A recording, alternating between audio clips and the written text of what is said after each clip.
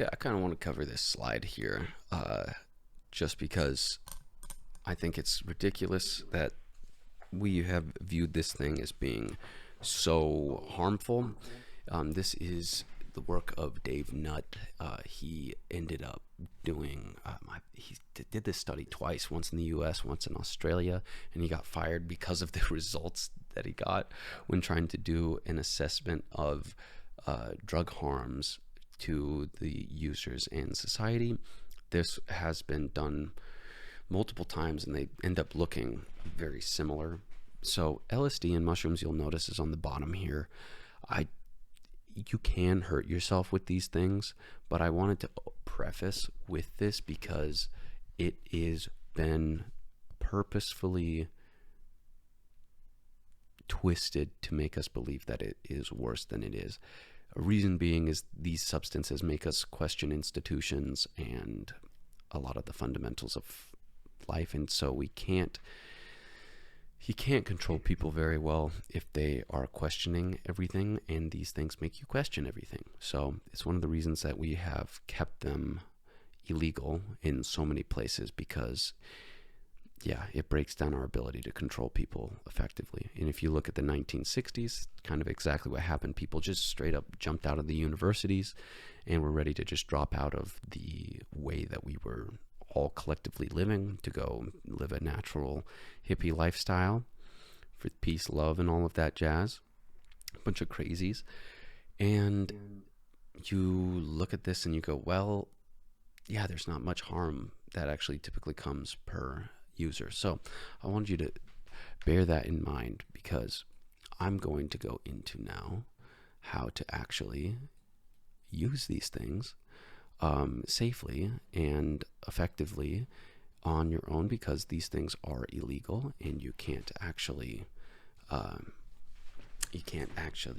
access places typically for a legitimate therapeutic session with a psychiatrist. So I want to talk about how you use these things effectively, where the risks are, and why it's important to understand that while there are risks, this is not the same as, meth or other things that it has been purposefully bunched up with. So, okay, I'm going to cover the risks here, and I actually want to point this thing out again, because we're covering the risks, but bear in mind as I do this, here's our chart as far as like the most harmful drugs, and you can see LSD and mushrooms are sitting there at the bottom. Okay, so this is good data from Dave Nutt if you guys want to look up how this chart came about. So yeah, pause it if you want to look at that, but I'm gonna bring this back. So I know that there are some key things that we should be aware of if we're getting into this. One is, if you have schizophrenia or psychosis, you're not going to want to touch these things. So if that's something that runs in your family, probably not for you. I've seen some videos of some people with schizophrenia taking these, and they said that it aggravated their symptoms. It didn't like completely push them over the edge or anything, and it took like a day or two and things settled back down. But they were like, yeah, that didn't feel like it helped with my mental stability. So I'd recommend against using these if you're potentially schizophrenic. So that's one of the big things. The other side of this, the other, I guess, predetermined condition that you could have is a red-green color blindness. For people with red-green color blindness, they've found that they have a higher potential to have tracers in their eyes, like more when they shut their eyes. They got streaks running across and everything. That tends to be a larger issue for those guys. So bear that in mind. It doesn't seem permanent, but it's something that comes on a lot faster for people with that. Another thing to bear in mind, just don't take these if you're doing antidepressants. Reason being, is it's not gonna really do anything because of the fact that the antidepressants, the SSRIs, and the serotonin reuptake inhibitors or whatever, they are working on the same serotonergic receptor, and it disrupts the ability of these compounds to take effect. So bear that in mind too. It's not really a risk, but I guess since we're on it, I'm gonna throw it on there. Overuse. So I keep referencing my book over here. So for overuse, these things typically don't have that issue compared to other things like cannabis or alcohol or nicotine, because these experiences can be very uncomfortable. So due to that fact, you have a natural deterrent for most people to be entering this headspace. At least this headspace enough to create issues. That being said, it's not unheard of. Again, in the 1960s, I would say there was a lot of this, but we didn't really know as much back then, and that's how we've kind of figured out what's too much, too little. I would say not doing a trip any more than once a month is a good way to maintain your mental well-being, and actually give you a chance to integrate and use the stuff that you're actually taking in from the experience. But I'm not saying at all that you should do this 12 times a year. Honestly, it's one of those things I'm like, if you were to continue doing throughout your life, it would be like once a year, twice maybe max. And I would say typically it's like once every other year. So a biannual thing or something like that. But that's what I have to say. When people start with this, there's usually more work to be done, and entering that headspace can be good to do again in a few months, but don't do it frequently. And that's kind of, if you think about it, these things have the chance to change your brain, and you want your brain to be able to settle into a good position and space to run and have a nice steady function to it before you go disrupting anything. So bear that in mind. The other risk is just too high of a dose at once. This is something where I've seen people, story-wise, who've done accidental, huge doses of LSD, and they don't really report many side effects on the long term. They're just like, yeah, like it was like 2 days of being high, and then they end up being just fine after the fact. So and they still rate it as potentially a good experience. So that being said, I wouldn't recommend doing anything higher than the average dose, which is what I'm going to be throwing in the show, not the show notes, but the next video on dosages. So don't try to do more. When you get into that headspace where it's too strong, there's less therapeutic effect. If you're just seeing things and being disoriented, you aren't gathering any information about yourself and reflecting.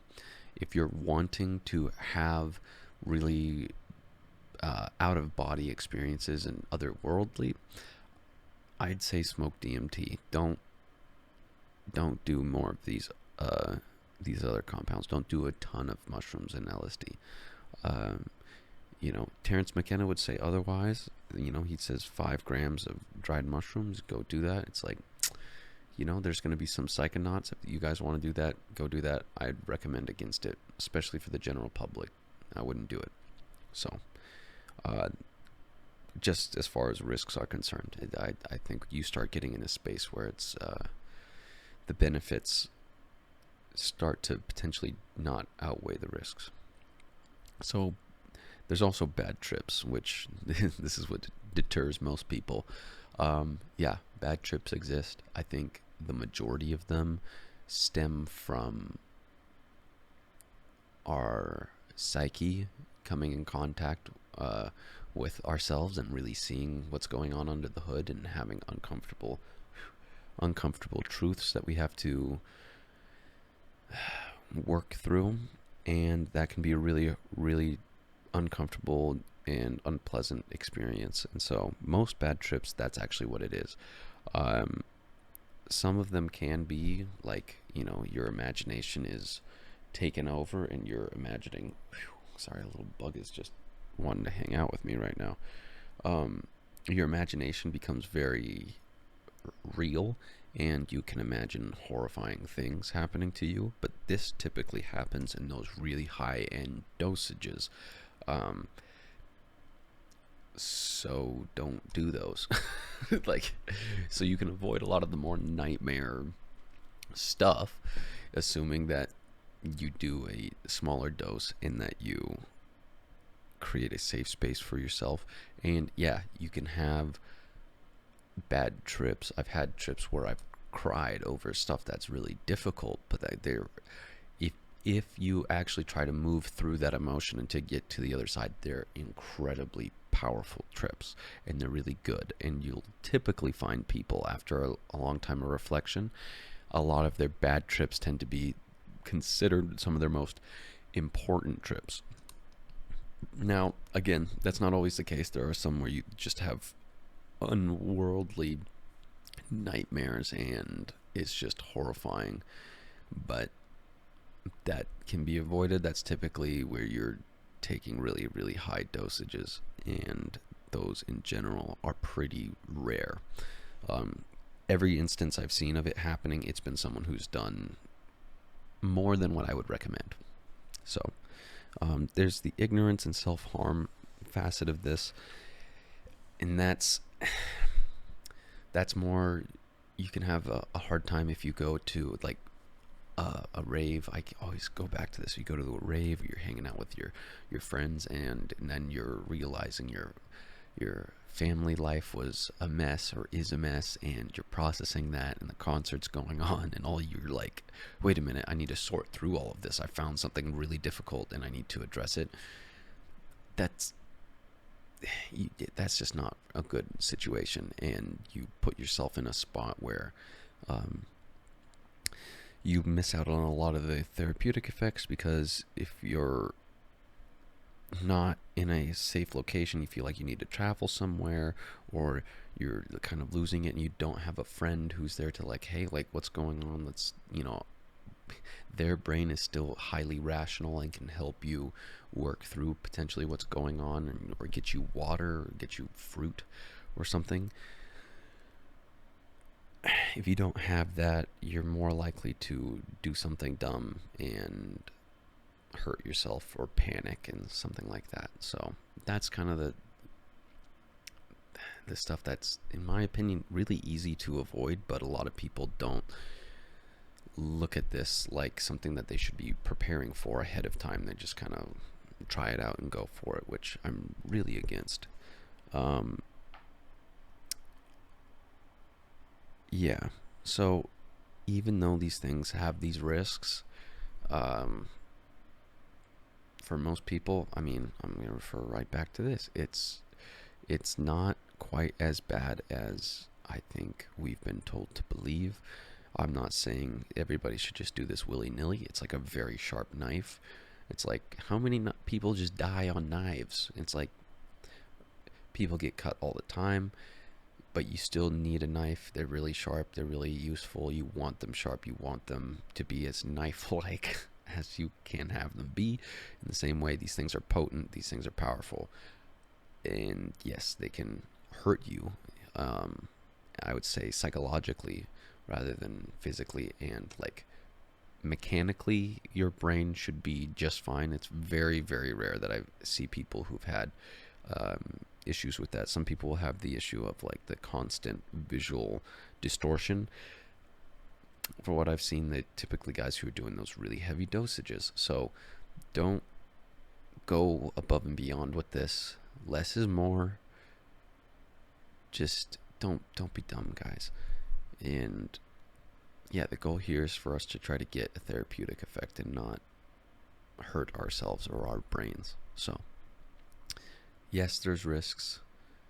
I don't believe they're quite as bad as we've been told through all the years of propaganda, but there you go.